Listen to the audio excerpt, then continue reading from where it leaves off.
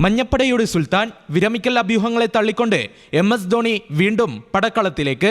ചെന്നൈ ടീമിനൊപ്പം ധോണി ചേരുമെന്ന് ഫ്രാഞ്ചൈസി വൃത്തങ്ങൾ സ്ഥിരീകരിച്ചു.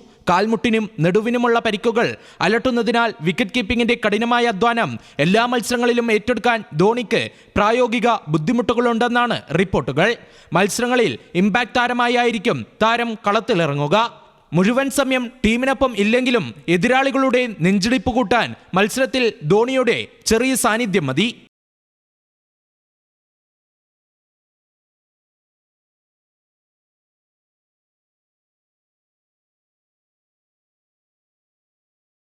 എന്നാൽ ചെന്നൈ ആരാധകർക്ക് ഇത്തവണ ആശ്വാസമാകുന്നത് മലയാളി താരം സഞ്ജു സാംസണിന്റെ സാന്നിധ്യമാണ്. CSK നിരയിലെത്തിയ സഞ്ജുവിനാകും ധോണി വിശ്രമിക്കുന്ന മത്സരങ്ങളിൽ വിക്കറ്റ് കീപ്പിംഗിന്റെ ചുമതല. ടീമിന്റെ യുവതാരങ്ങളായ ഉർവിൽ പട്ടേൽ, കാർത്തിക് ശർമ്മ എന്നിവരും വിക്കറ്റ് കീപ്പിംഗ് ഓപ്ഷനുകളായി ടീമിനൊപ്പമുണ്ട്. ശിവം ദുബൈക്കൊപ്പം മികച്ചൊരു ഫിനിഷർ എന്ന നിലയിൽ കാർത്തിക് ശർമ്മയെയും ടീം വളർത്തിയെടുക്കും. ധോണിയുടെ അനുഭവ സമ്പത്തും സഞ്ജുവിന്റെ നേതൃപാടവവും ഒത്തുചേരുമ്പോൾ ചെന്നൈ ഇത്തവണ കൂടുതൽ കരുത്തരാകുമെന്നാണ് വിലയിരുത്തൽ. ധോണി കളത്തിലിറങ്ങുന്ന ഓരോ നിമിഷവും ആഘോഷമാക്കാൻ കാത്തിരിക്കുകയാണ് ആരാധകർ.